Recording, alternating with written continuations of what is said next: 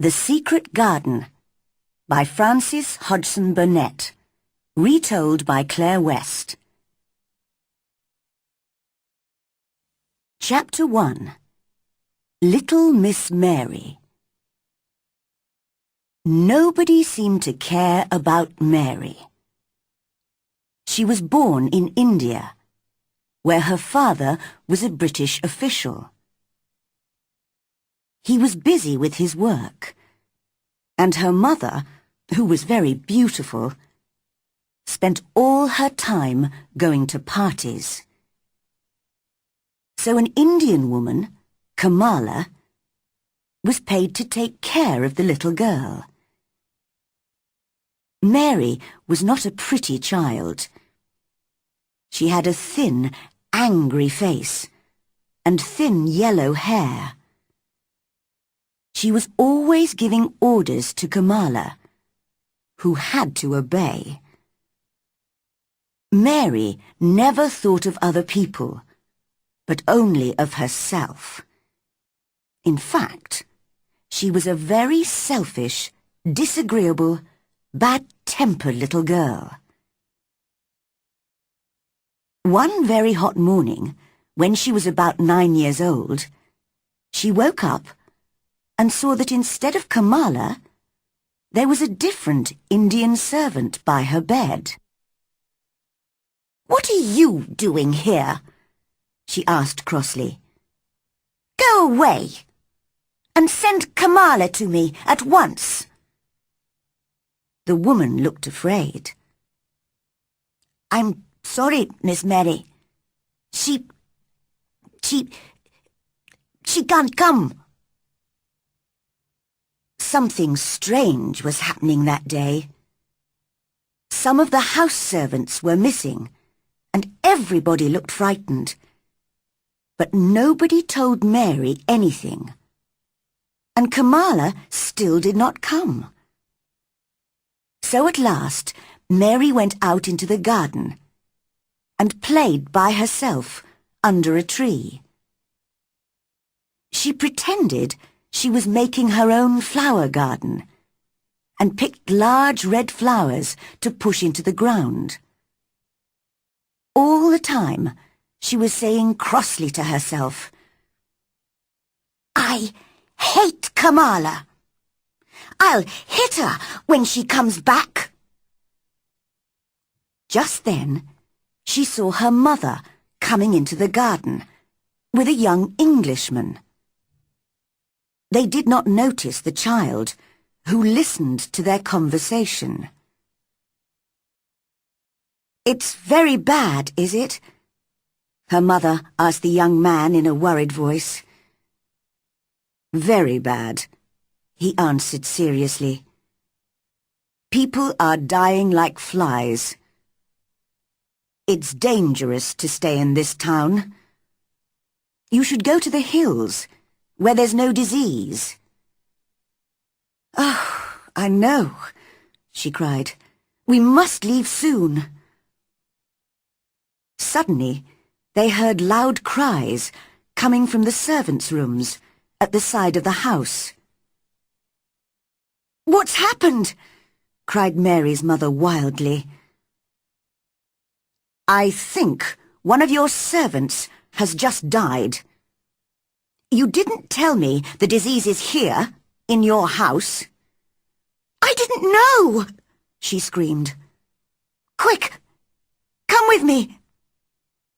And together they ran into the house. Now Mary understood what was wrong. The terrible disease had already killed many people in the town, and in all the houses people were dying. In Mary's house, it was Kamala who had just died. Later that day, 3 more servants died there. All through the night and the next day, people ran in and out of the house, shouting and crying. Nobody thought of Mary. She hid in her bedroom, frightened by the strange and terrible sounds that she heard around her. Sometimes she cried, and sometimes she slept. When she woke the next day, the house was silent. Perhaps the disease has gone, she thought, and everybody is well again. I wonder who will take care of me instead of Kamala. Why doesn't someone bring me some food?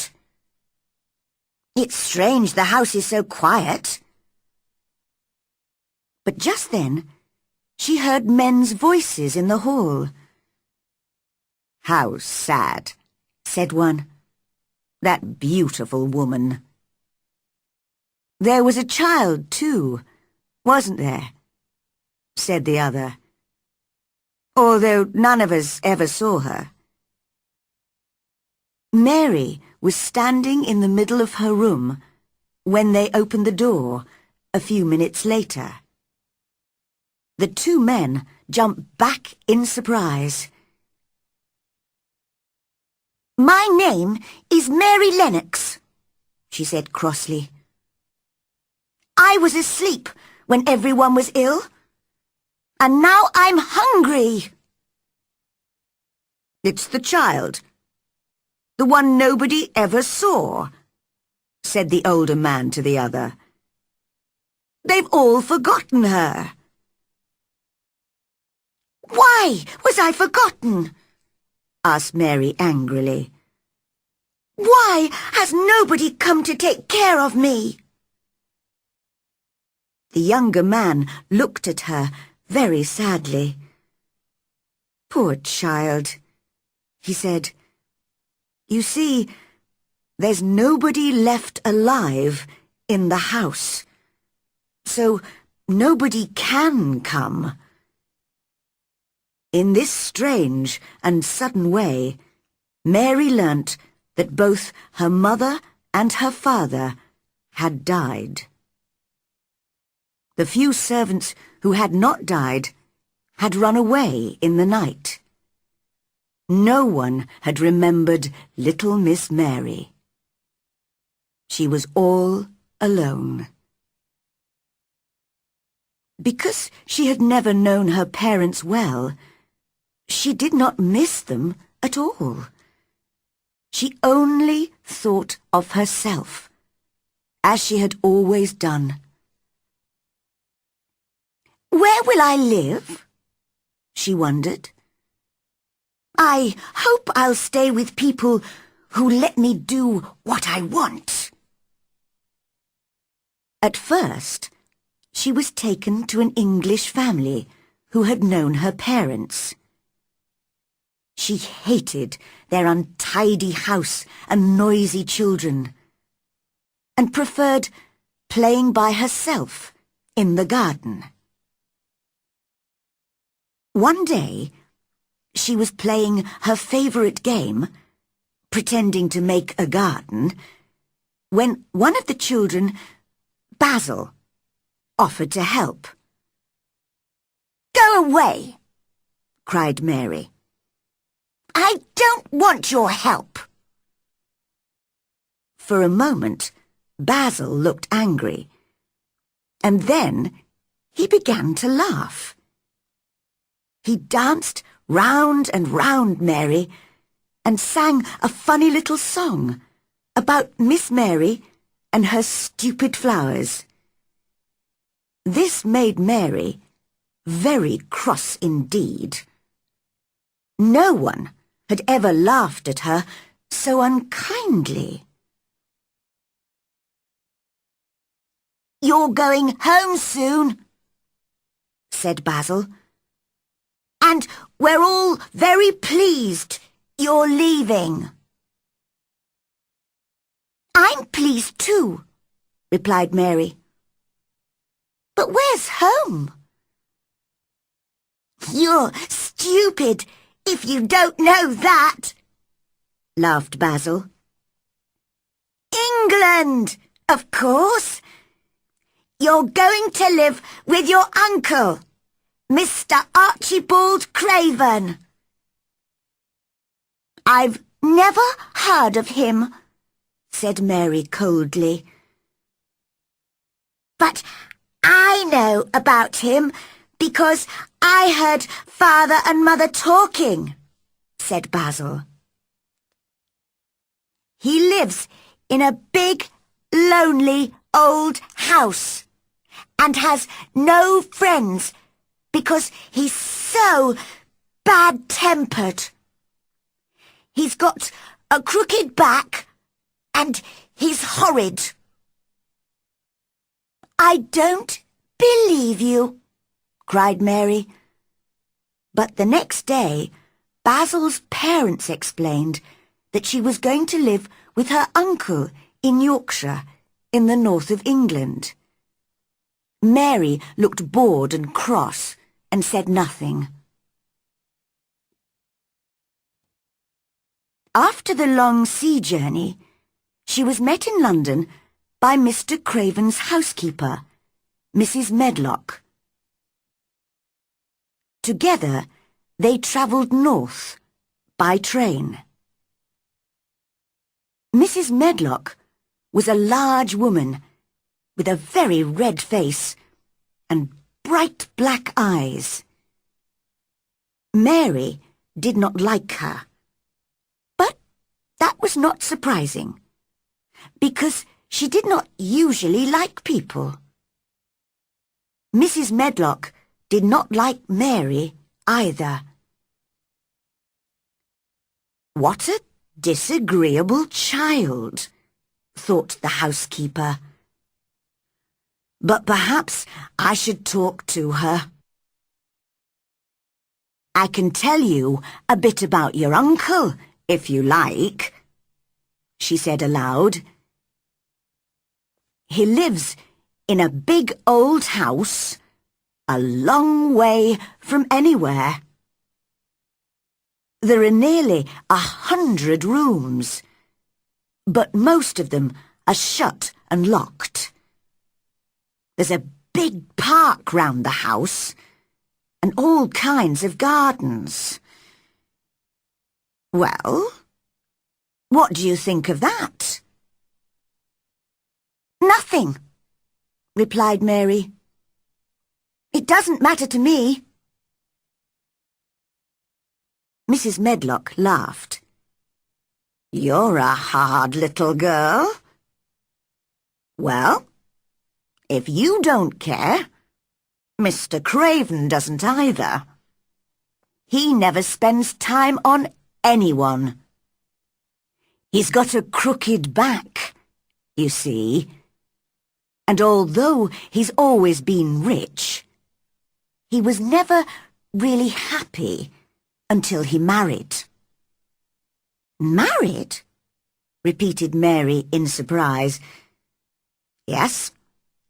He married a sweet, pretty girl, and he loved her deeply.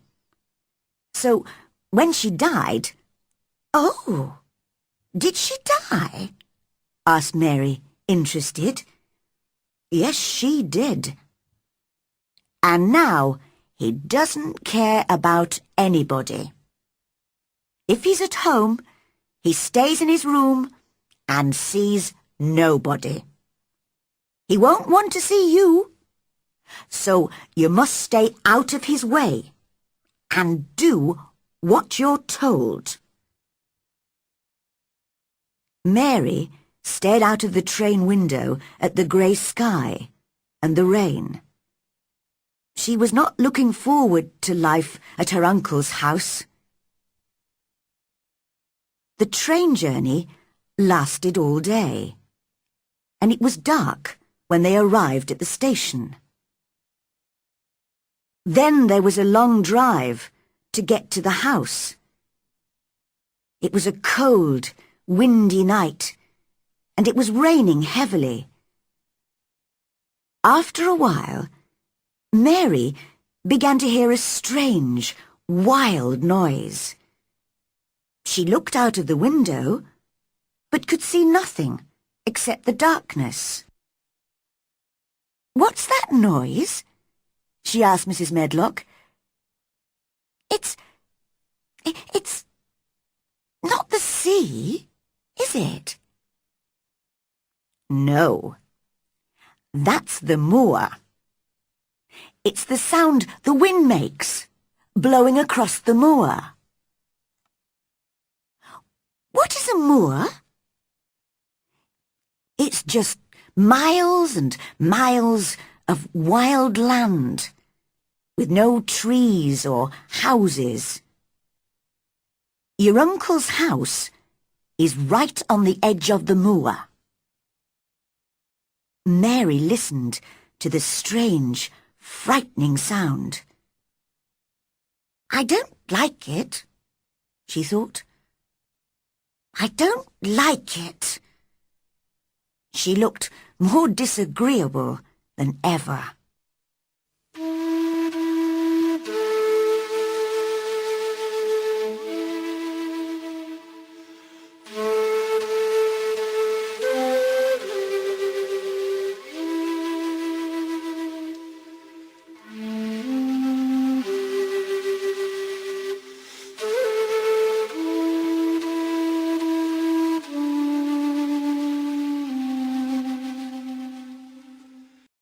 Chapter 2. Mary in Yorkshire. They arrived at a very large old house. It looked dark and unfriendly from the outside. Inside, Mary looked around the big shadowy hall and felt very small and lost. They went straight upstairs. Mary was shown to a room where there was a warm fire and food on the table. "This is your room," said Mrs. Medlock. "Go to bed when you've had some supper. And remember, you must stay in your room. Mr. Craven doesn't want you to wander all over the house." When Mary woke up the next morning, she saw a young servant girl cleaning the fireplace. The room seemed dark and rather strange, with pictures of dogs and horses and ladies on the walls. It was not a child's room at all. From the window, she could not see any trees or houses, only wild land, which looked like a kind of purple sea. "Who are you?" she asked the servant coldly. "Martha, miss," answered the girl with a smile. "And what's that outside?" Mary continued. "That's the moor," smiled Martha. "Do you like it?" "No," replied Mary immediately. "I hate it." "That's because you don't know it. You will like it. I love it. It's lovely in spring and summer when there are flowers. It always smells so sweet. The air's so fresh and the birds sing so beautifully. I never want to leave the moor." Mary was feeling very bad-tempered.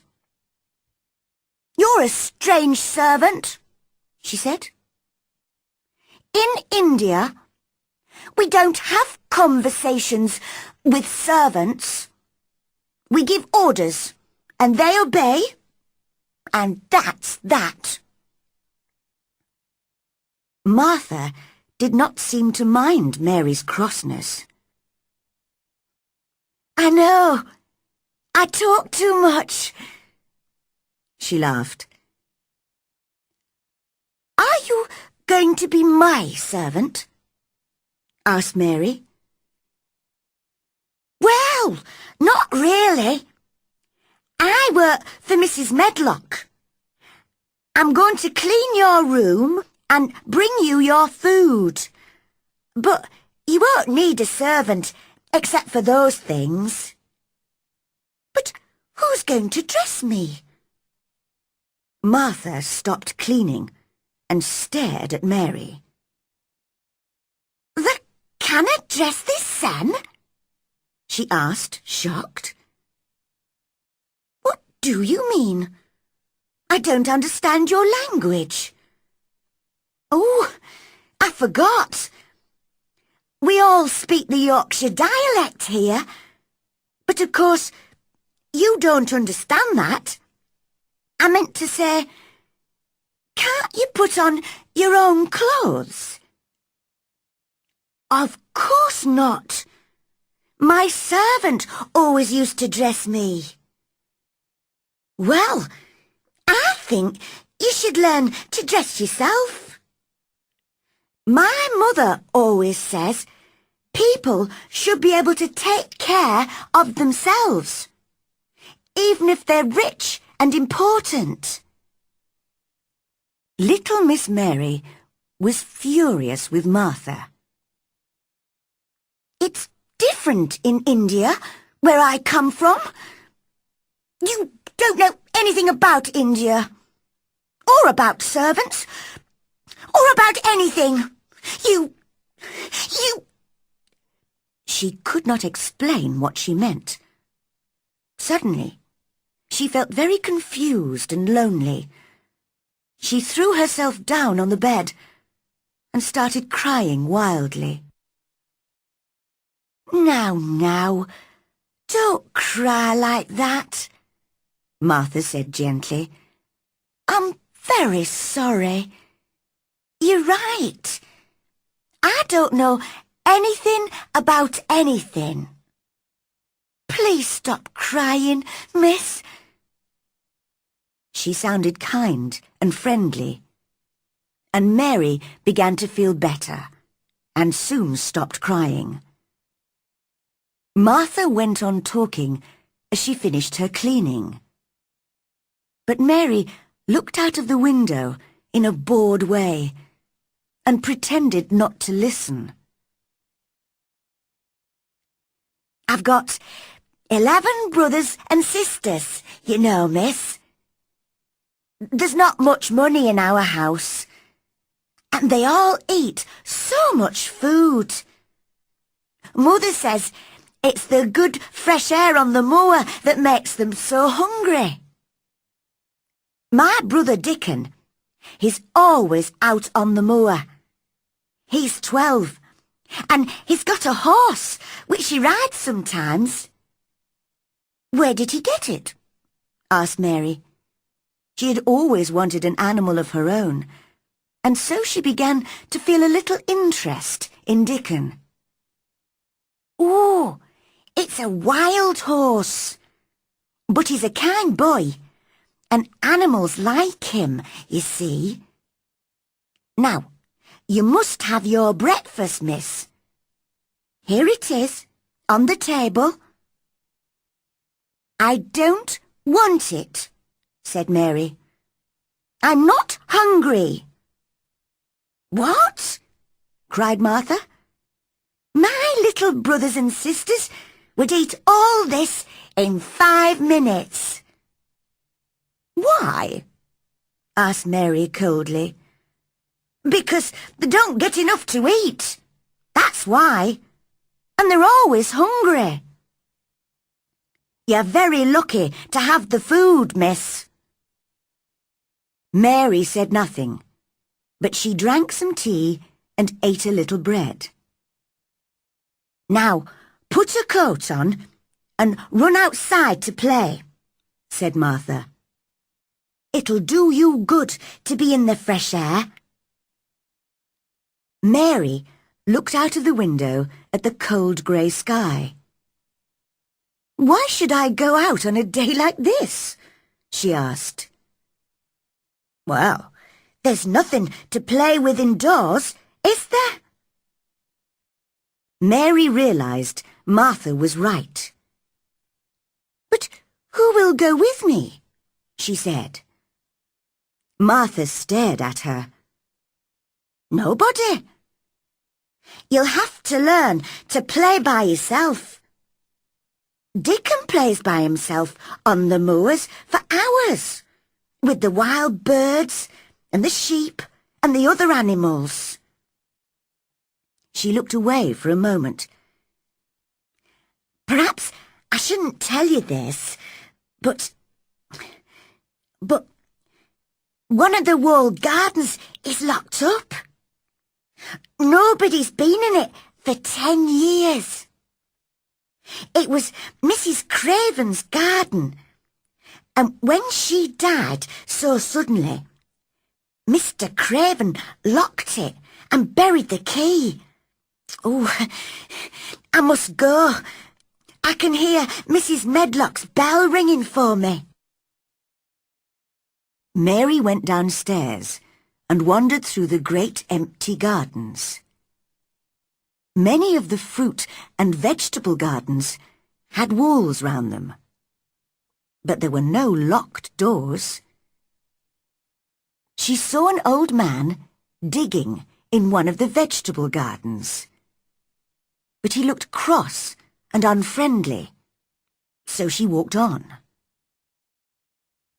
"How ugly it all looks in winter," she thought. "But what a mystery the locked garden is. Why did my uncle bury the key? If he loved his wife, why did he hate our garden? Perhaps I'll never know. I don't suppose I'll like him if I ever meet him, and he won't like me, so I won't be able to ask him." Just then, she noticed a robin singing to her from a tree on the other side of a wall. "I think that tree's in the secret garden," she told herself. "There's an extra wall here, and there's no way in." She went back to where the gardener was digging and spoke to him. At first, he answered in a very bad-tempered way. But suddenly, the robin flew down near them, and the old man began to smile. He looked a different person then, and Mary thought how much nicer people looked when they smiled.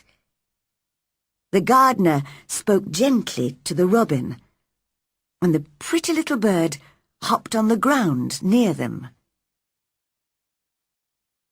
"He's my friend, he is," said the old man.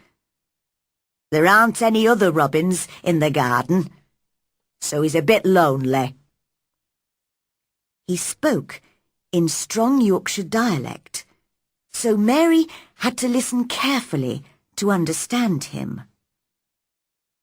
She looked very hard at the robin. "I'm lonely too," she said. She had not realized this before. "What's your name?" she asked the gardener.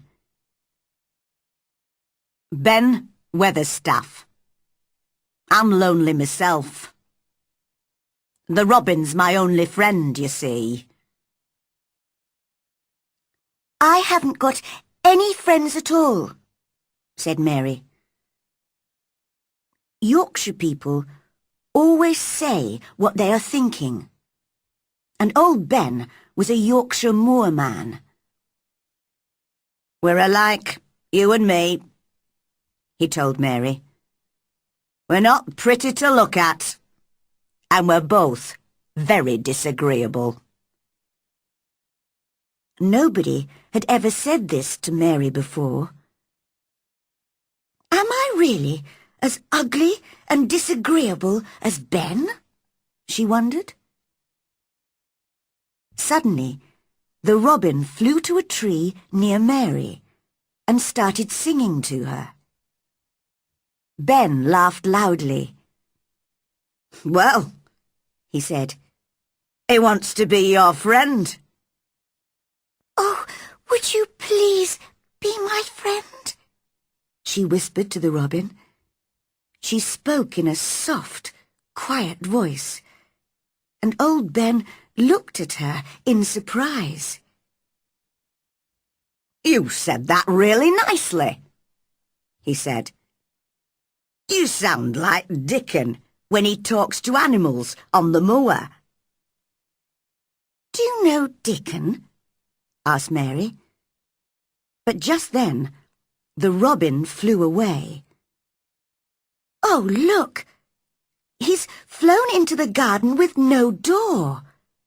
Please, Ben, how can I get into it?"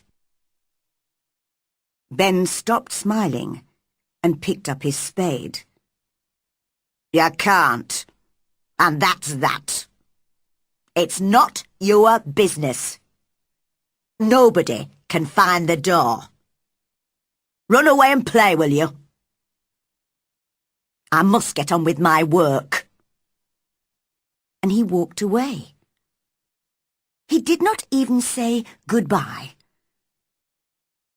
In the next few days, Mary spent almost all her time in the gardens. The fresh air from the moor made her hungry, and she was becoming stronger and healthier. One day, she noticed the robin again. He was on top of a wall, singing to her. "Good morning. Isn't this fun? Come this way," he seemed to say as he hopped along the wall. Mary began to laugh as she danced along beside him. "I know the secret gardens on the other side of this wall," she thought excitedly. "And the robin lives there. But where's the door?" That evening, she asked Martha to stay and talk to her beside the fire after supper. They could hear the wind blowing round the old house, but the room was warm and comfortable. Mary only had one idea in her head.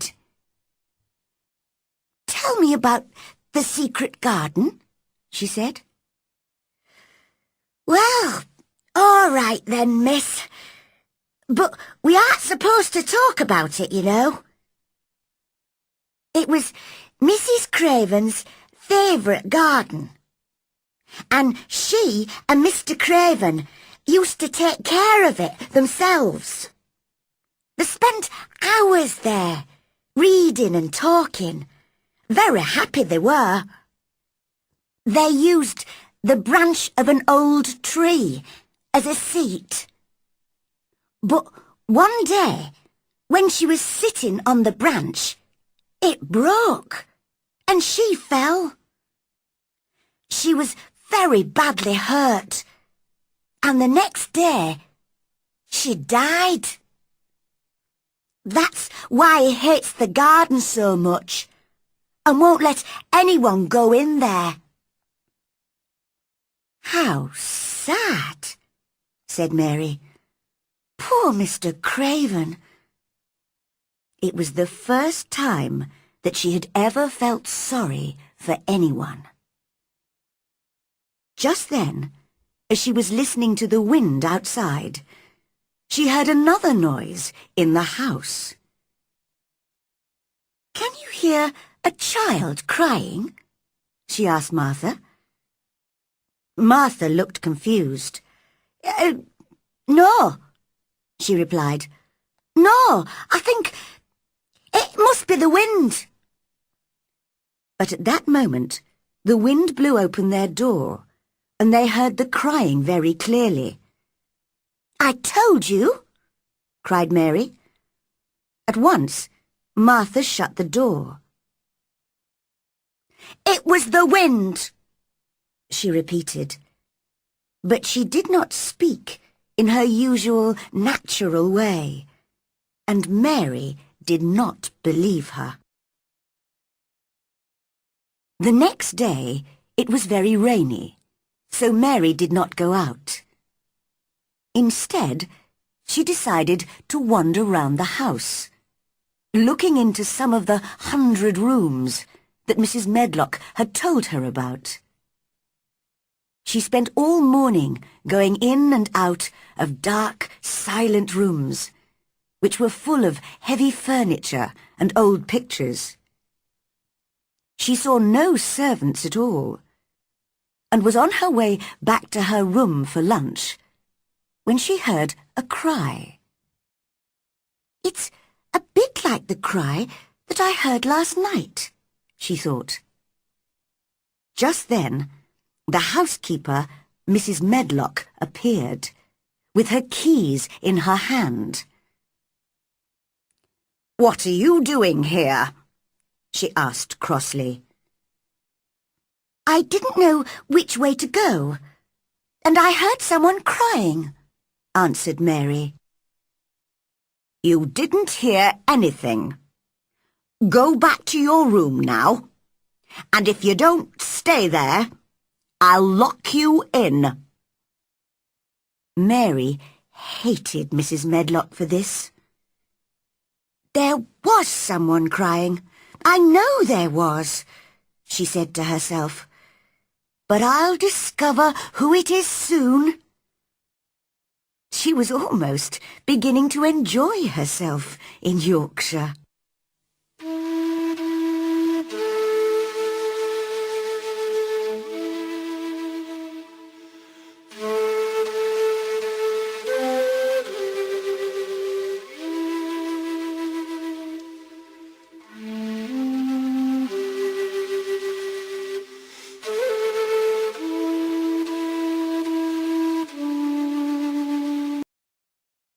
Chapter 3. Finding the Secret Garden. When Mary woke up 2 days later, the wind and rain had all disappeared, and the sky was a beautiful blue. "Spring'll be here soon," said Martha happily. "You'll love the moor then, when it's full of flowers and birds." "Could I get to the moor?" asked Mary. "You've never done much walking, have you? I don't think you could walk the 5 miles to our cottage." "But I'd like to meet your family," Mary said. Martha looked at the little girl for a moment. She remembered how disagreeable Mary had been when she first arrived. But now, Mary looked interested and friendly. "I'll ask Mother," said Martha. "She can always think of a good plan. She's sensible and hard-working and kind.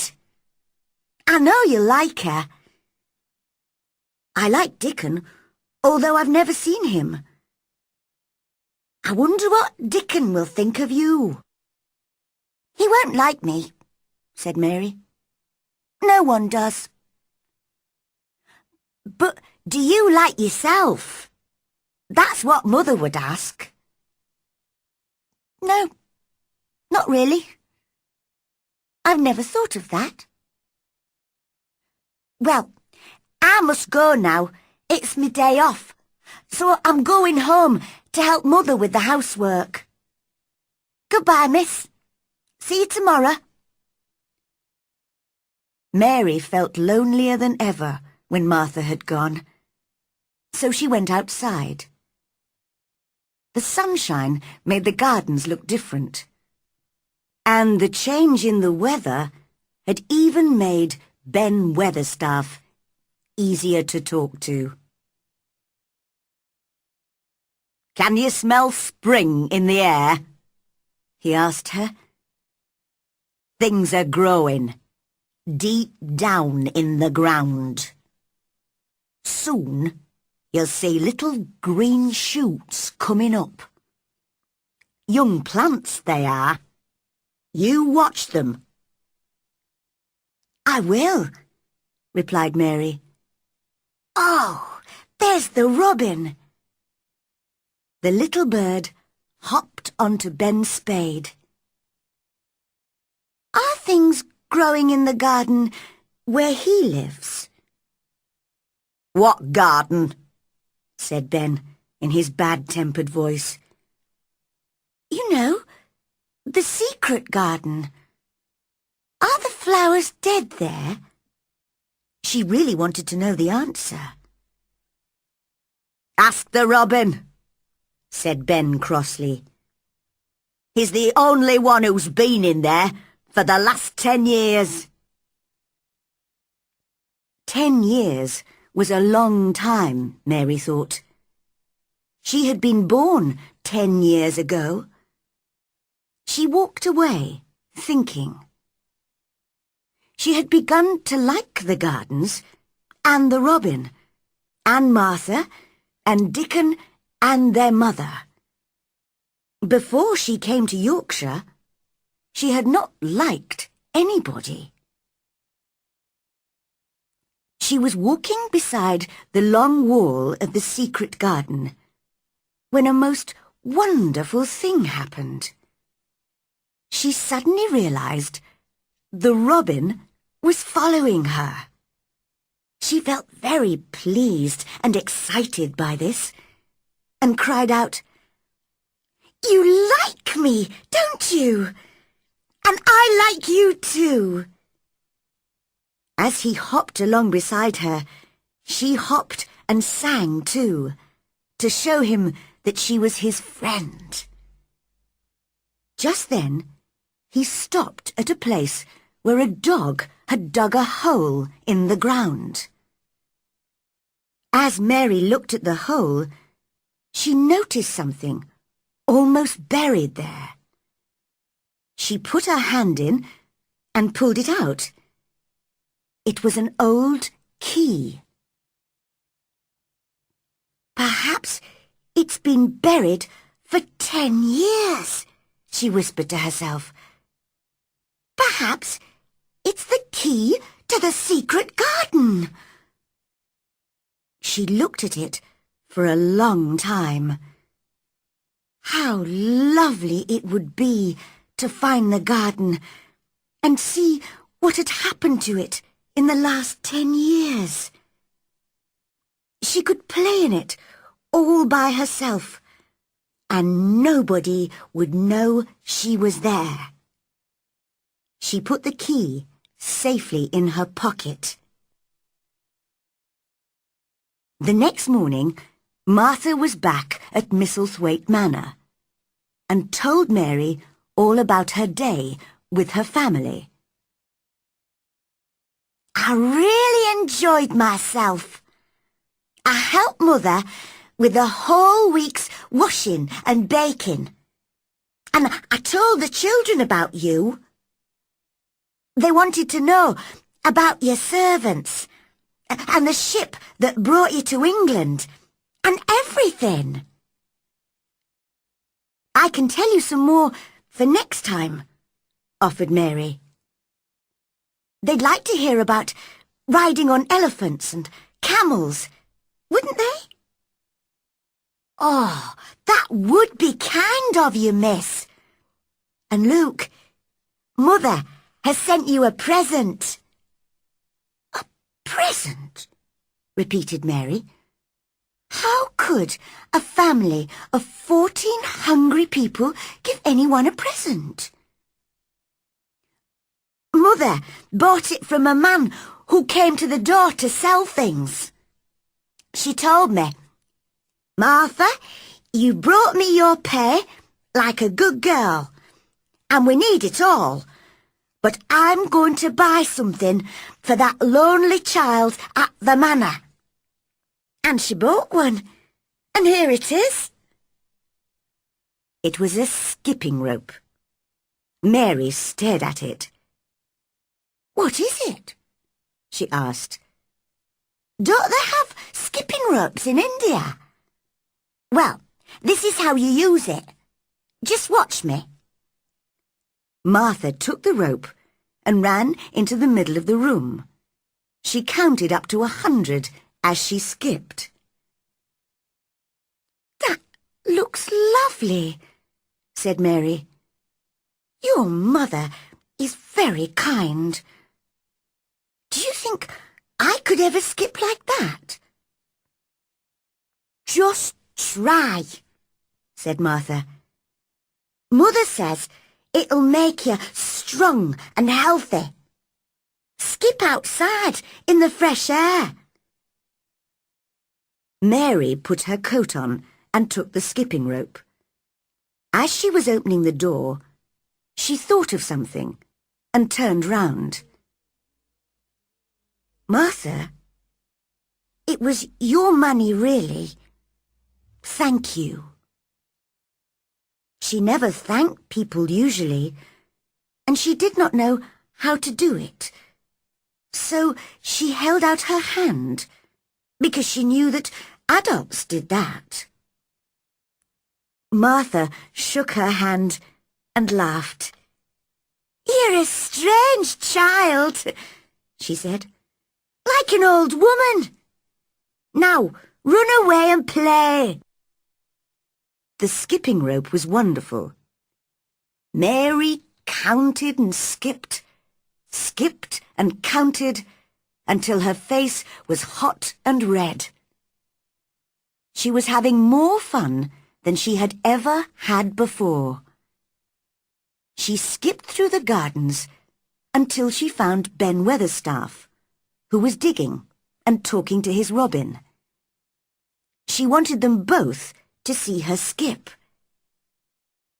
Well, said Ben, you're looking fine and healthy today.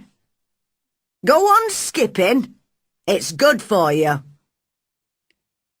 Mary skipped all the way to the secret garden wall. And there was the robin.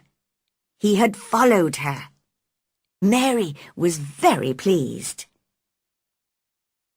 You showed me where the key was yesterday, she laughed. I've got it in my pocket. So you ought to show me the door today. The robin hopped onto an old climbing plant on the wall and sang his most beautiful song. Suddenly, the wind made the plant move, and Mary saw something under the dark green leaves. The thick, heavy plant was covering a door. Mary's heart was beating fast, and her hands were shaking as she pushed the leaves away and found the keyhole. She took the key out of her pocket, and it fitted the hole. Using both hands, she managed to unlock the door. Then she turned round to see if anyone was watching. But there was no one. So she pushed the door, which opened slowly for the first time in 10 years. She walked quickly in and shut the door behind her. At last, she was inside the secret garden.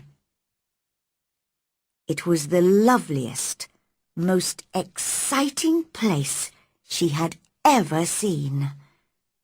There were old rose trees everywhere, and the walls were covered with climbing roses. She looked carefully at the grey branches. Were the roses still alive? Ben would know. She hoped they weren't all dead. But she was inside the wonderful garden in a world of her own. It seemed very strange and silent, but she did not feel lonely at all. Then she noticed some small green shoots coming up through the grass. So something was growing in the garden after all.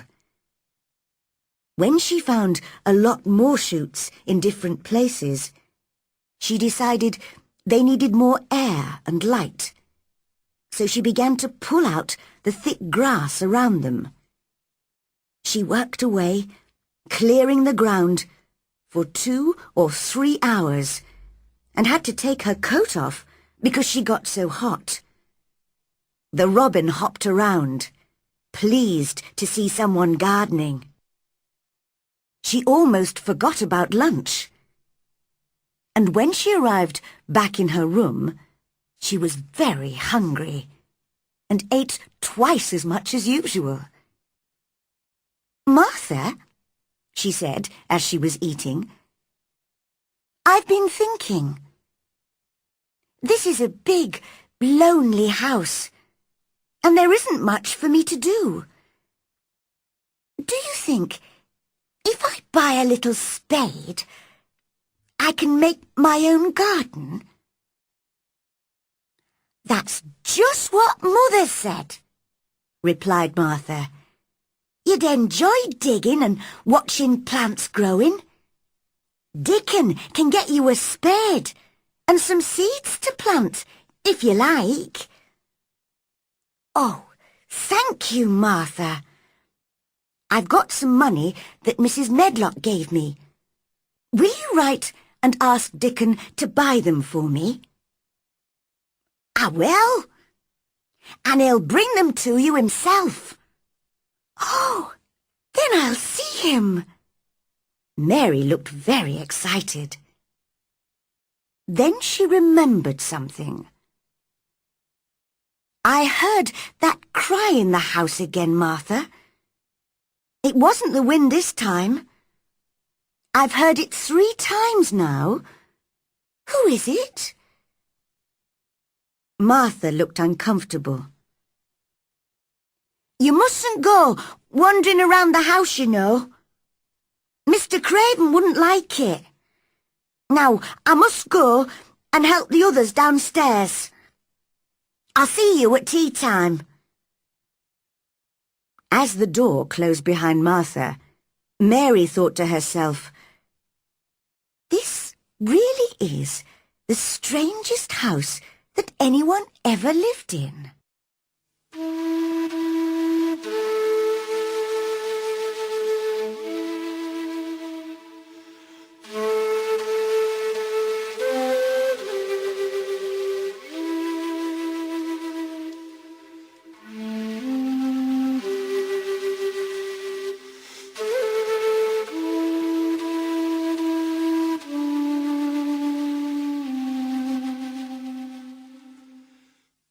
Chapter 4.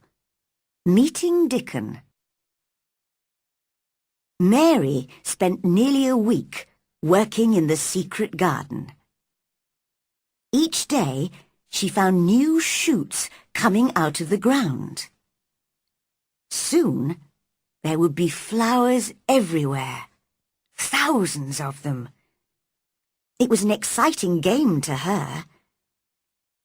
When she was inside those beautiful old walls, no one knew where she was.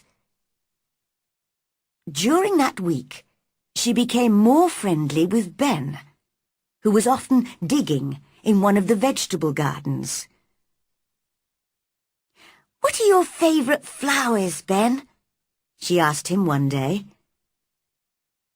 "Roses. I used to work for a young lady who loved roses, you see, and she had a lot in her garden. That was 10 years ago, but she died. Very sad it was." "What happened to the roses?" asked Mary. "They were left there, in the garden." "If rose branches look dry and grey, are they still alive?" asked Mary. It was so important to know. "In the spring, they'll show green shoots, and then—" "But why are you so interested in roses?" he asked. Mary's face went red. "I just wanted to pretend I've got a garden. I haven't got anyone to play with." "Well, that's true," said Ben. He seemed to feel sorry for her. Mary decided she liked old Ben, although he was sometimes bad-tempered. She skipped along and into the wood at the end of the gardens. Suddenly, she heard a strange noise, and there, in front of her, was a boy. He was sitting under a tree, playing on a wooden pipe. He was about 12, with a healthy red face and bright blue eyes. There was a squirrel and a crow in the tree, and 2 rabbits sitting on the grass near him. "They're listening to the music," thought Mary.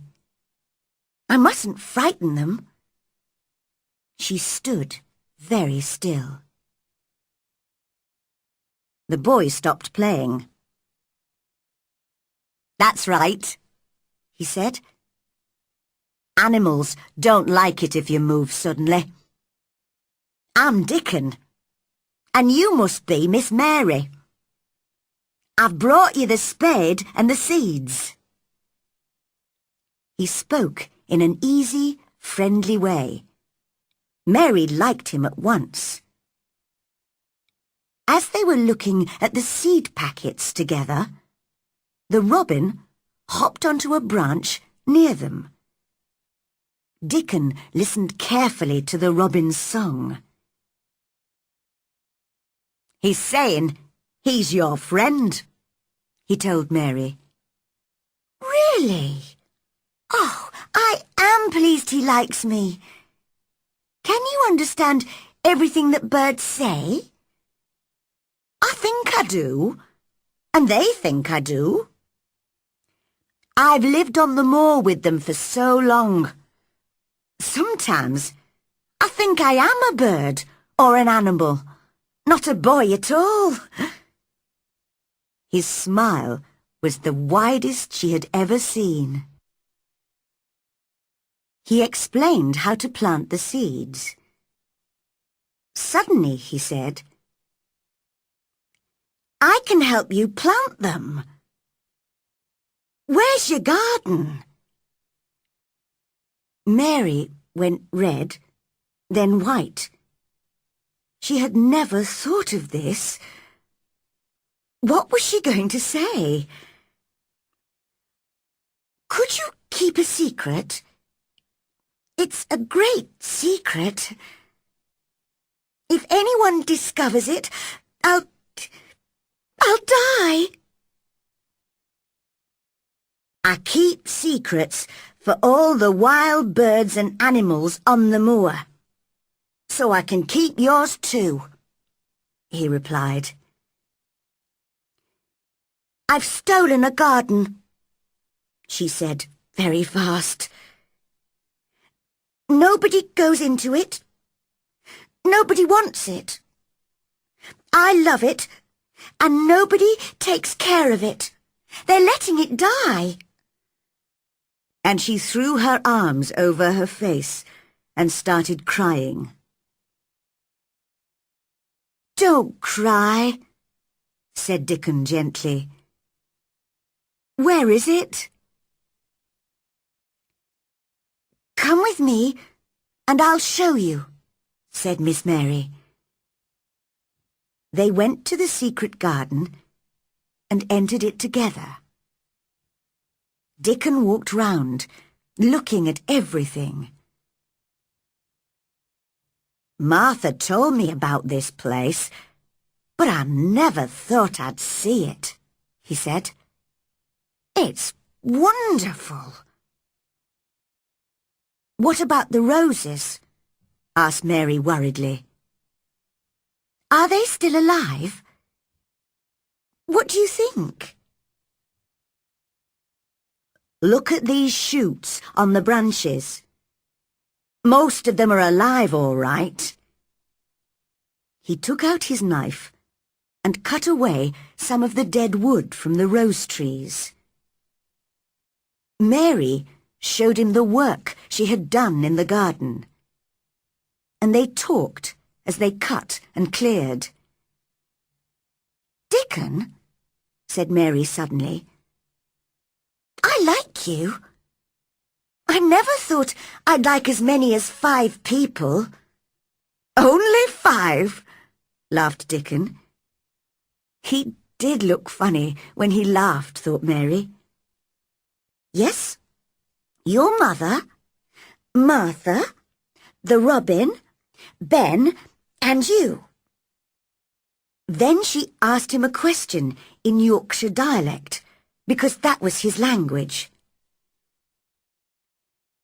"Dost thou like me?" was her question. "Of course. I likes thee wonderful," replied Dickon, a big smile on his round face. Mary had never been so happy. When she went back to the house for her lunch, she told Martha about Dickon's visit. "I've got news for you too," said Martha. "Mr. Craven's come home and wants to see you. He's going away again tomorrow for several months." "Oh," said Mary. That was good news. She would have all summer in the secret garden before he came back. But she must be careful. He mustn't guess her secret now.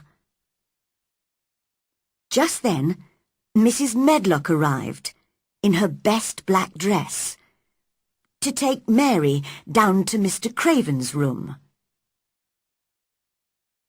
Mary's uncle had black hair with some white in it, and high, crooked shoulders. His face was not ugly, but very sad. During their conversation, he watched her in a worried way. Perhaps he was thinking of other things at the same time. He looked at the thin child. "Are you well?" he asked.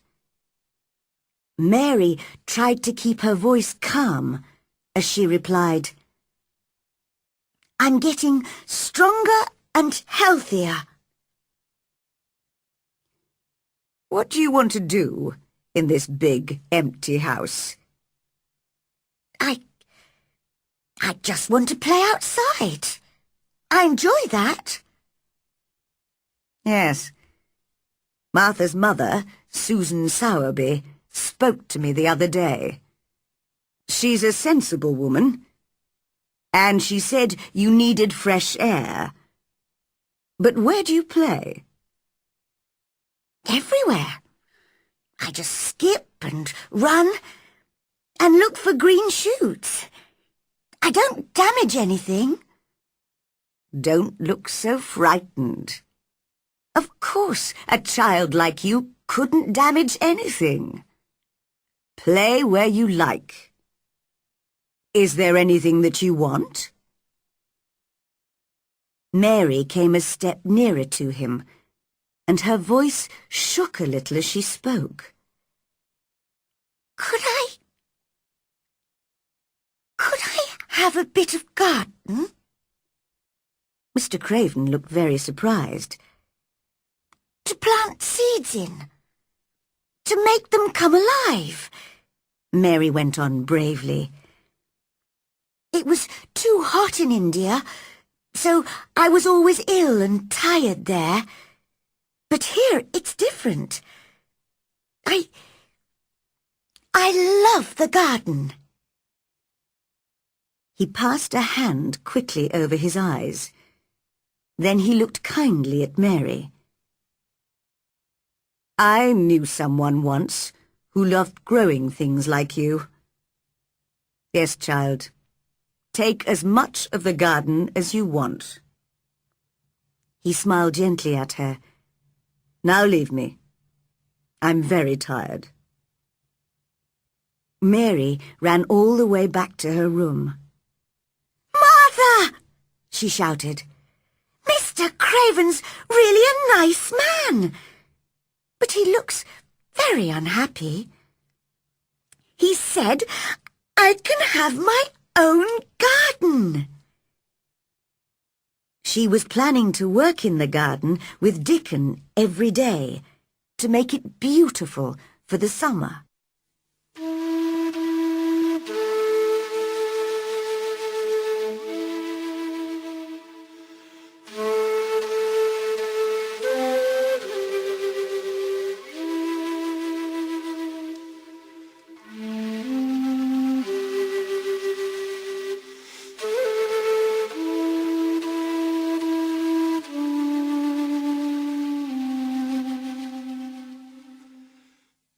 Chapter 5.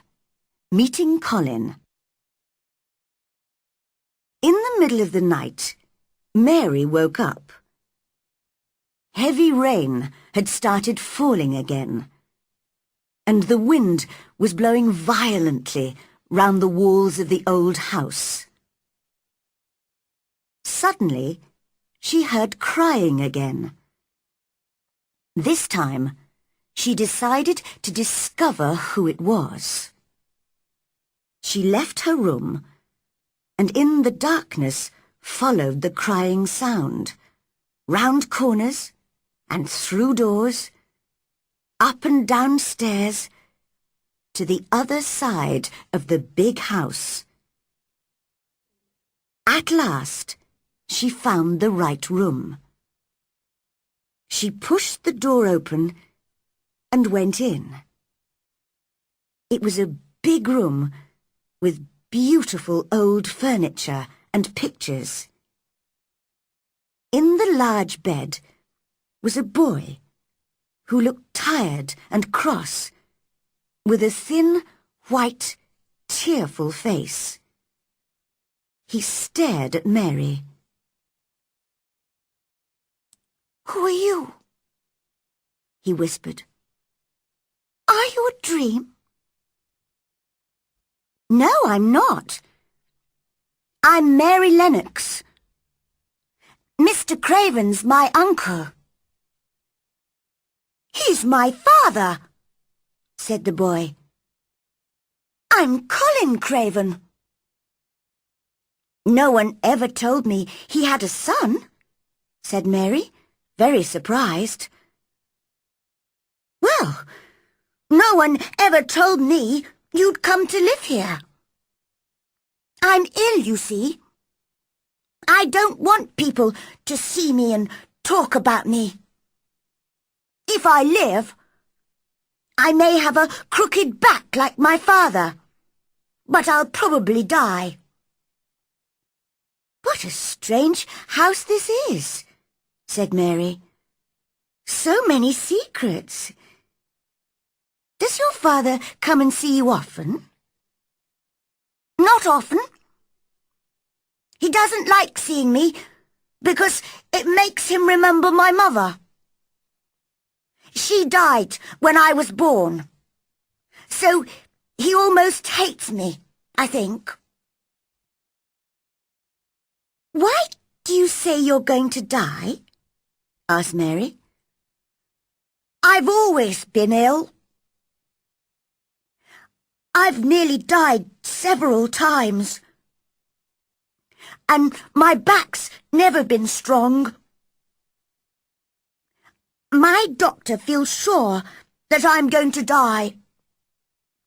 But he's my father's cousin and very poor, so he'd like me to die. Then he'd get all the money when my father dies. He gives me medicine and tells me to rest. We had a grand doctor from London once who told me to go out in the fresh air and try to get well. But I hate fresh air. And another thing, all the servants have to do what I want, because if I'm angry, I become ill." Mary thought she liked this boy, although he seemed so strange. He asked her lots of questions, and she told him all about her life in India. How old are you? He asked suddenly. I'm 10, and so are you, replied Mary, forgetting to be careful, because when you were born, the garden door was locked, and the key was buried. And I know that was 10 years ago. Colin sat up in bed and looked very interested. What door? Who locked it? Where's the key? I want to see it. I'll make the servants tell me where it is. They'll take me there, and you can come too. Oh, please don't.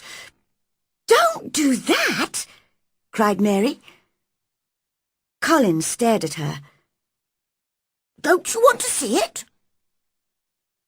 Yes, but if you make them open the door, it will never be a secret again.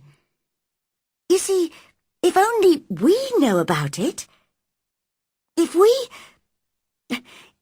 can find the key, we can go and play there every day. We can help the garden come alive again. And no one will know about it except us. I see, said Colin slowly. Yes, I'd like that. It'll be our secret. I've never had a secret before. And perhaps, added Mary cleverly, we can find a boy to push you in your wheelchair if you can't walk. And we can go there together without any other people. You'll feel better outside. I know I do. I'd like that, he said dreamily. I think I'd like fresh air in a secret garden. Then Mary told him about the moor, and Dickon, and Ben Weatherstaff, and the robin. And Colin listened to it all with great interest. He began to smile and look much happier. I like having you here, he said. You must come and see me every day. But I'm tired now. I'll sing you a song. My servant Kamala used to do that in India, said Mary. And very soon Colin was asleep. The next afternoon, Mary visited Colin again, and he seemed very pleased to see her. He had sent his nurse away, and had told nobody about Mary's visit. Mary had not told anybody either. They read some of his books together and told each other stories. They were enjoying themselves and laughing loudly when suddenly the door opened. Dr. Craven and Mrs. Medlock came in. They almost fell over in surprise. What's happening here? Asked Dr. Craven. Colin sat up straight. To Mary, he looked just like an Indian prince. This is my cousin, Mary Lennox, he said calmly. I like her. She must visit me often. Oh, I'm sorry, sir, said poor Mrs. Medlock to the doctor. I don't know how she discovered him. I told the servants to keep it a secret. Don't be stupid, Medlock, said the Indian prince coldly. Nobody told her. She heard me crying and found me herself. Bring our tea up now. I'm afraid you're getting too hot and excited, my boy, said Dr. Craven. That's not good for you. Don't forget you're ill. I want to forget, said Colin. I'll be angry if Mary doesn't visit me. She makes me feel better. Dr. Craven did not look happy when he left the room. What a change in the boy, sir, said the housekeeper. He's usually so disagreeable with all of us. He really seems to like that strange little girl. And he does look better.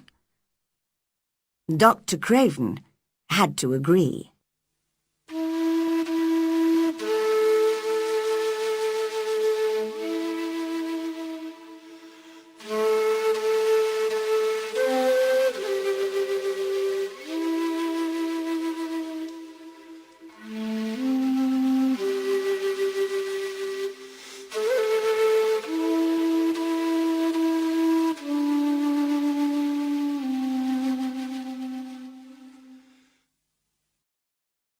Chapter 6. Colin is afraid. Because it rained all the next week, Mary went to talk to Colin every day instead of visiting the garden. But she woke early one morning to see the sun shining into her room, and she ran out to the secret garden at once. She did not even wait to have her breakfast. It was beautifully sunny and warm, and 1,000 more shoots were pushing their way out of the ground.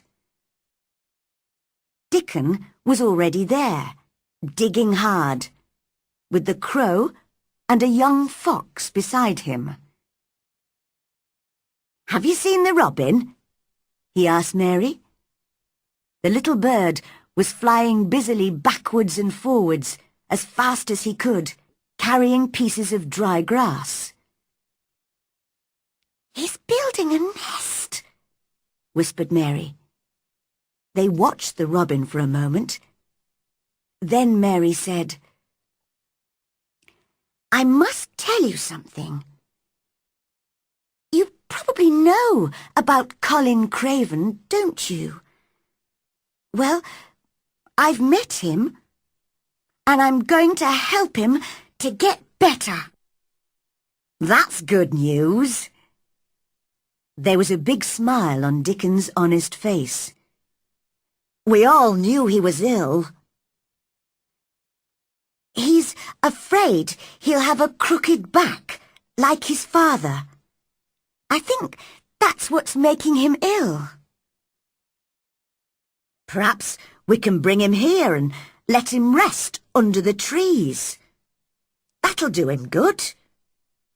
"That's what we'll do." They had a lot of gardening and planning to do, and Mary did not have time to visit Colin that day. When she came back to the house in the evening, Martha told her that the servants had had trouble with Colin. "He's been very bad-tempered all afternoon with all of us, because you didn't come, miss." "Well, I was busy. He'll have to learn not to be so selfish," replied Mary coldly. She forgot how selfish she had been when she was ill in India. "I'll go and see him now." When she went into his room, he was lying in bed, looking tired. He did not turn to look at her. "What's the matter with you?" she asked crossly. "My back aches and my head hurts. Why didn't you come this afternoon?" "I was working in the garden with Dickon." "I won't let that boy come to the garden if you stay with him instead of talking to me." Mary suddenly became very angry.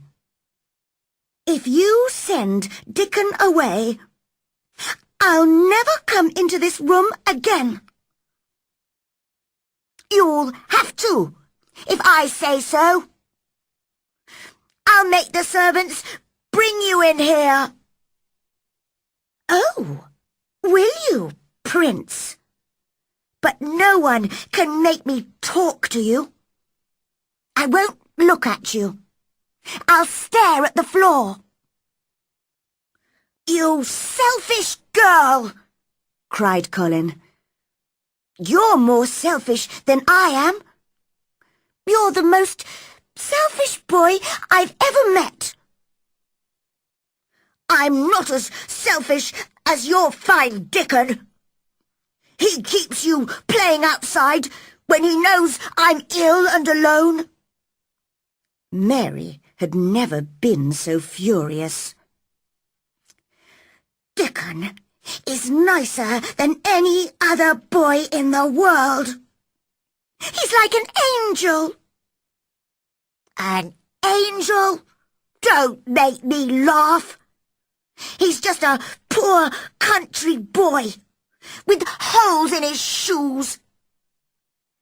He's 1,000 times better than you are." Colin had never argued with anyone like himself in his life, and in fact, it was good for him. But now, he was beginning to feel sorry for himself. "I'm always ill," he said, and started to cry. "I'm sure my back is a bit crooked, and I'm going to die." "No, you're not," said Mary crossly. Colin opened his eyes very wide. Nobody had said that to him before. He was angry, but a bit pleased at the same time. "What do you mean? You know I'm going to die. Everybody says I'm going to die."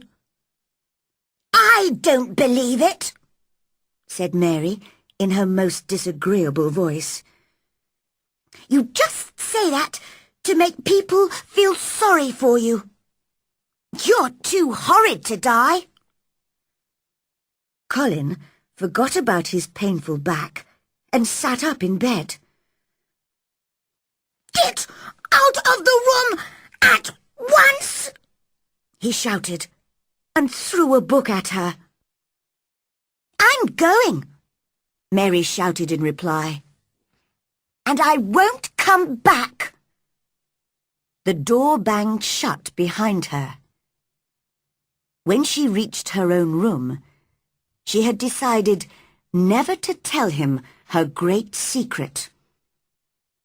"He can stay in his room and die if he wants," she thought. But soon she began to remember how ill he had been and how frightened he was. Frightened that one day his back would become as crooked as his father's. Perhaps I'll go back and see him tomorrow." That night, she was woken by the most terrible screams that she had ever heard. Servants were opening and shutting doors and running about. "It's Colin," thought Mary.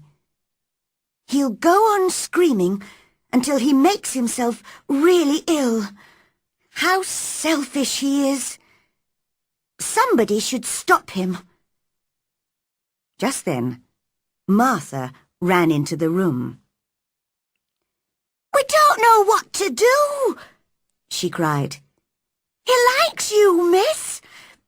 Come and see if you can make him calmer, please." "Well, I'm very cross with him," said Mary, and jumped out of bed. I'm going to stop him. That's right, said Martha. He needs someone like you to argue with. It'll give him something new to think about. Mary ran into Colin's room, right up to his bed. Stop screaming, she shouted furiously. Stop at once! I hate you! Everybody hates you! You'll die if you go on screaming like this! And I hope you will! The screams stopped immediately. This was the first time that anyone had spoken so angrily to Colin, and he was shocked. But he went on crying quietly to himself. My back's becoming crooked. I can feel it. I know I'm going to die. Large tears ran down his face. Don't be stupid, cried Mary. There's nothing the matter with your horrid back. Martha, come here and help me look at his back. Martha and Mrs. Medlock were standing at the door, staring at Mary, their mouths half open. They both looked very frightened. Martha came forward to help, and Miss Mary looked carefully at Colin's thin white back, up and down. Her face was serious and angry at the same time. The room was very quiet. There's nothing wrong with your back, she said at last. Nothing at all. It's as straight as mine. Only Colin knew how important those crossly spoken, childish words were. All his life he had been afraid to ask about his back, and his terrible fear had made him ill. Now an angry little girl told him his back was straight, and he believed her. He was no longer afraid. They were both calmer now. He gave Mary his hand. I think, I'm almost sure I will live. If we can go out in the garden together sometimes. I'm very tired now. Will you stay with me until I go to sleep? The servants went out very quietly. I'll tell you all about the secret garden, whispered Mary. I think it's full of roses and beautiful flowers. Birds like making their nests there because it's so quiet and safe. And perhaps our robin... But Colin was already asleep. The next day, Mary met Dickon as usual in the secret garden and told him about Colin. Mary loved Dickon's Yorkshire dialect and was trying to learn it herself. She spoke a little now. We mun get poor Colin out here in th' sunshine, and we munnot lose no time about it. Dickon laughed. Well done! I didn't know you could speak Yorkshire. You're right. We must bring Colin to the garden as soon as we can. So that afternoon, she went to see Colin. I'm sorry I said I'd send Dickon away, he said. I hated you when you said he was like an angel. Well, he's a funny kind of angel, but he understands wild animals better than anyone. Suddenly, Mary knew that this was the right moment to tell him She caught hold of his hands. "Colin, this is important. Can you keep a secret?" "Yes! Yes!" he whispered excitedly. "What is it?" "We found the door into the secret garden." "Oh, Mary! Will I live long enough to see it?" "Of course you will. Don't be stupid," said Mary crossly. But it was a very natural thing to say, and they both laughed. Colin told Mrs. Medlock and the doctor that he wanted to go out in his wheelchair.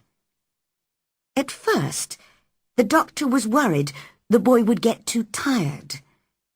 But when he heard that Dickon would push the wheelchair, he agreed. "Dickon's a sensible boy," he told Colin, "but don't forget—" "I've told you.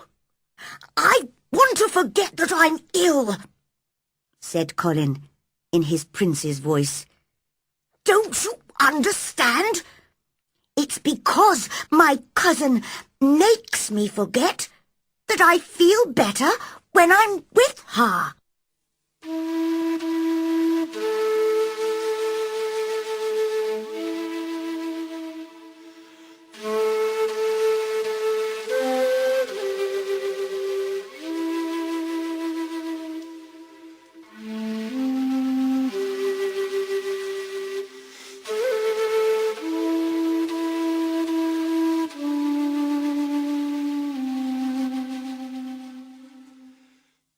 Chapter 7. Colin and the Garden. Of course, it was most important that no one should see Colin, Mary, or Dickon entering the secret garden. So Colin gave orders to the gardeners that they must all keep away from that part of the garden in future. The next afternoon, Colin was carried downstairs by a manservant and put in his wheelchair outside the front door. Dickon arrived with his crow, 2 squirrels and the fox and started pushing the wheelchair gently away from the house and into the gardens. Mary walked beside the chair. Spring had really arrived now, and it seemed very exciting to Colin, who had lived indoors for so long. He smelt the warm air from the moor and watched the little white clouds in the blue sky. In a very short time, he heard Mary say, "This is where I found the key. And this is the door. And this is the secret garden." Colin covered his eyes with his hands until he was inside the 4 high walls, and the door was shut again. Then he looked round at the roses climbing the old red walls, the pink and white flowers on the fruit trees, and the birds and the butterflies everywhere. The sun warmed his face, and he suddenly knew he felt different. "Mary! Dickon!" he cried. "I'm going to get better. I'm going to live forever and ever and ever." As Dickon pushed the wheelchair all round the garden, he told Colin the names of all the plants. The sun shone, the birds sang, and in every corner of the garden there was something interesting to look at. The 3 children talked and laughed, and by the end of the afternoon, all 3 were speaking Yorkshire together. I'll come back here every afternoon, said Colin. I want to watch things growing. Soon you'll be strong enough to walk and dig. You'll be able to help us with the gardening, said Dickon kindly. Do you really think I'll be able to walk and dig? Asked Colin. Of course you will. You got legs like us. But they're not very strong, answered Colin. They shake and I'm afraid to stand on them. When you want to use them, you'll be able to, said Dickon. The garden was quiet for a moment. Suddenly Colin said, Who's that? Mary turned her head and noticed Ben Weatherstaff's angry face looking at her over the garden wall. What are you doing in that garden, young miss? He shouted. He had not seen Colin or Dickon. The robin showed me the way, Ben, she replied. You! He stopped shouting, and his mouth dropped open as he saw Dickon pushing a boy in a wheelchair over the grass towards him. Do you know who I am? Asked the boy in the chair. Old Ben stared. You've got your mother's eyes, he said in a shaking voice. Yes, I know you. You're Mr. Craven's son, the little boy with a crooked back. Colin forgot that he had ever had backache. My back's as straight as yours is, he shouted. Ben stared and stared. He only knew what he had heard from the servants. You haven't got a crooked back? He asked. Or crooked legs? That was too much. Colin was furious, and it made him feel strong. Come here, Dickon, he shouted, and threw off his blanket. Dickon was by his side in a second. Mary felt sick with fear. Could Colin stand? Then Colin's thin feet were on the grass, and he was standing, holding Dickon's arm. He looked strangely tall, and he held his head very high. Look at me! He shouted at Ben. Just look at me! He's as straight as any boy in Yorkshire, said Dickon. Tears were running down Ben's brown old face. They said you were going to die, he whispered. Well, you can see that's not true, said Colin. Now, get down from the wall and come here. I want to talk to you. You've got to help us keep the garden a secret. Yes, sir, said old Ben as he dried his eyes. That was the first of many beautiful afternoons in the secret garden. Colin was brought there by Dickon and Mary nearly every day, and he saw all the changes that happened there during the spring and early summer. Ben Weatherstaff, now in the secret, joined them as often as he could. One day, Colin spoke to all of them. Listen, everybody. I think there's something like magic that makes gardens grow and things happen. Perhaps, if I believe in it, the magic will make me strong. Let's all sit down in a circle and ask the magic to work." So they all sat on the grass in a circle. Dickon with his crow, his fox, and the two squirrels, Mary, Colin, and Ben. Colin repeated these words several times. "The sun's shining. That's the magic.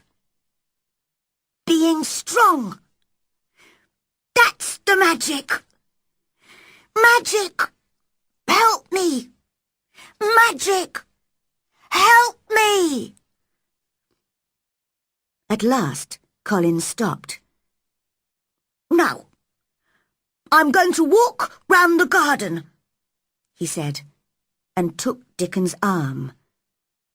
Slowly, he walked from one wall to another, followed closely by Mary and Ben. And when he had walked all the way round, he said, "You see, I can walk now. The magic worked." "It's wonderful," cried Mary. "Your father will think he's dreaming when he sees you." "I won't tell him yet. I'm going to keep it a secret from everybody. I'll come to the garden and walk and run a little more every day until I'm as healthy as any other boy. Then, when my father comes home, I'll walk up to him and say, 'Here I am, Father. You see, I'm not going to die.'"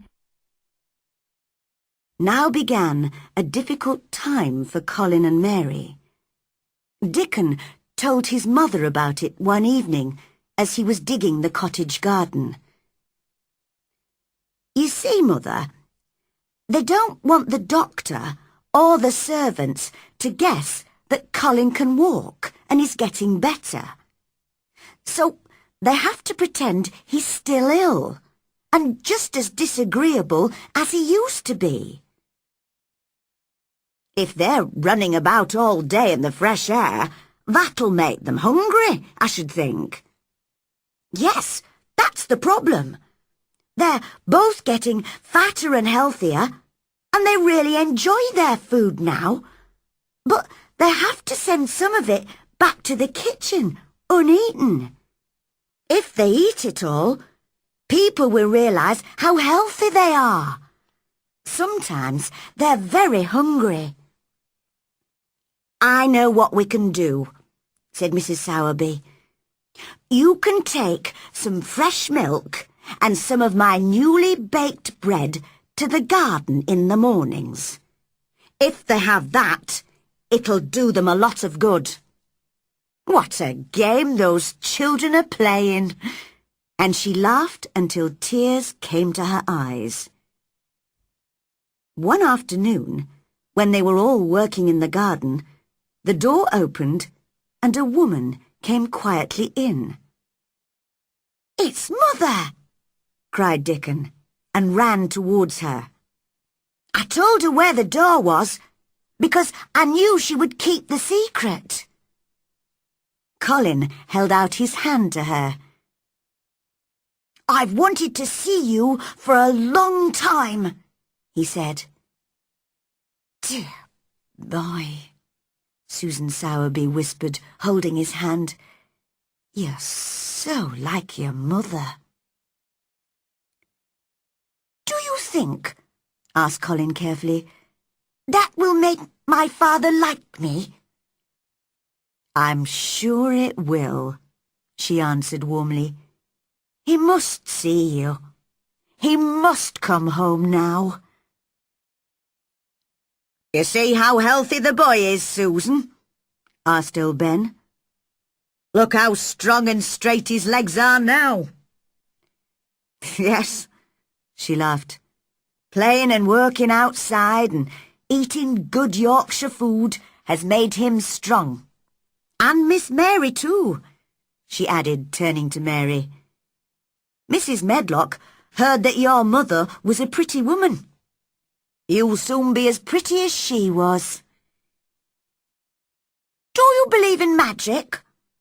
Colin asked her. "I do," she answered. "But everybody gives it a different name. It makes the sun shine and the seeds grow, and it has made you healthy." She sat down on the grass and stayed for a while, talking and laughing with the children in the quiet, sunny garden. When she stood up to leave, Colin suddenly put out a hand to her. "I wish you were my mother," he whispered. Mrs. Sowerby put her arms round him and held him to her. "Dear boy, you're as close to your mother as you could be, here in her garden. And your father'll come back soon."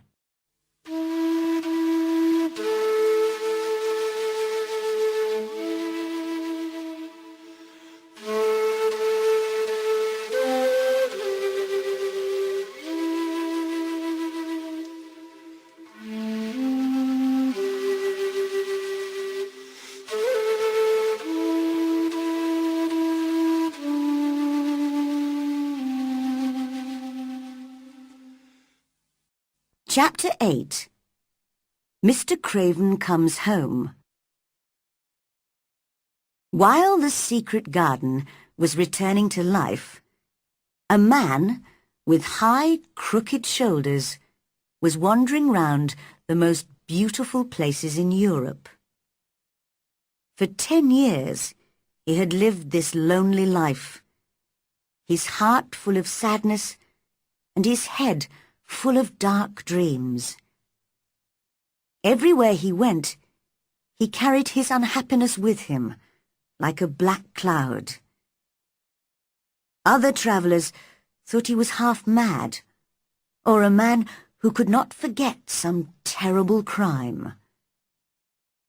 His name was Archibald Craven. But one day, as he sat by a mountain stream, he actually looked at a flower, and for the first time in 10 years, he realized how beautiful something living could be.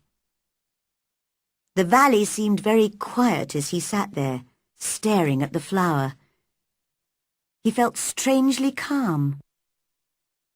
"What is happening to me?" he whispered. "I feel different. I almost feel I'm alive again." At that moment, hundreds of miles away in Yorkshire, Colin was seeing the secret garden for the first time and saying, "I'm going to live forever and ever and ever." But Mr. Craven did not know this. That night, in his hotel room, he slept better than usual. As the weeks passed, he even began to think a little about his home and his son. One evening in late summer, as he was sitting quietly beside a lake, he felt the strange calmness again. He fell asleep and had a dream that seemed very real. He heard a voice calling him. It was sweet and clear and happy. The voice of his young wife. "Archie! Archie! Archie!" "My dear." He jumped up. "Where are you?" "In the garden," called the beautiful voice. And then the dream ended. In the morning, when he woke, he remembered the dream. "She says she's in the garden," he thought, "but the door's locked and the key's buried." That morning, he received a letter from Susan Sowerby. In it, she asked him to come home, but she did not give a reason.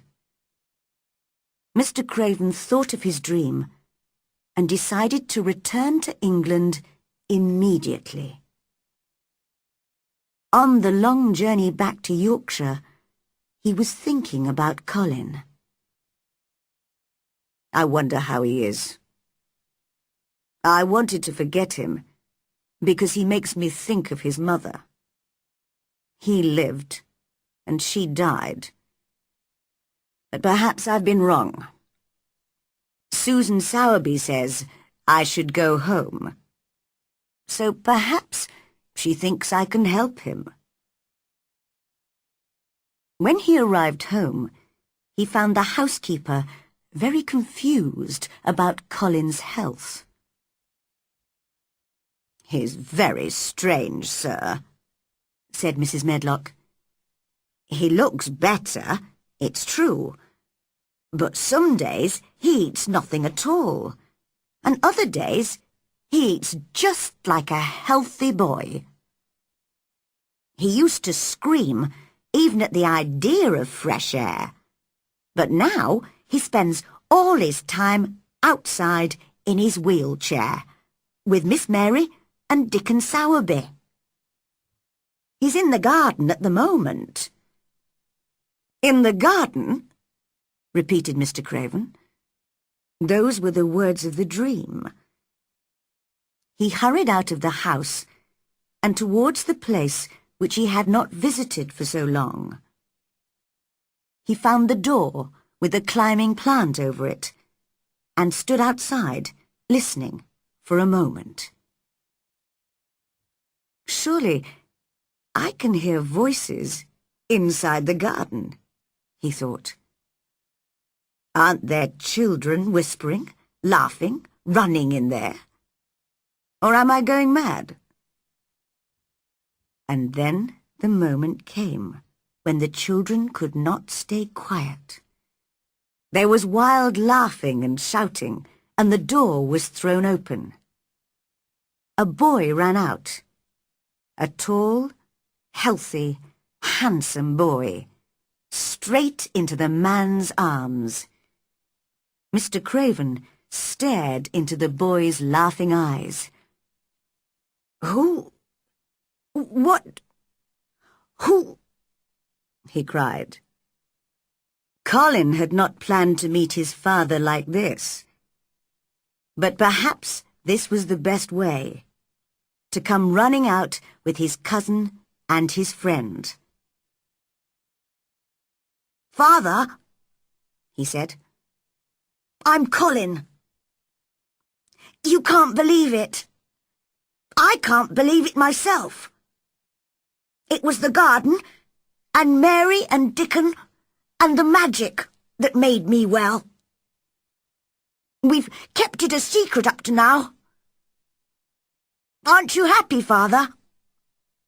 I'm going to live for ever and ever and ever." Mr. Craven put his hands on the boy's shoulders. For a moment he could not speak. "Take me into the garden, my boy," he said at last, "and tell me all about it." And in the secret garden, where the roses were at their best, and the butterflies were flying from flower to flower in the summer sunshine, they told Colin's father their story.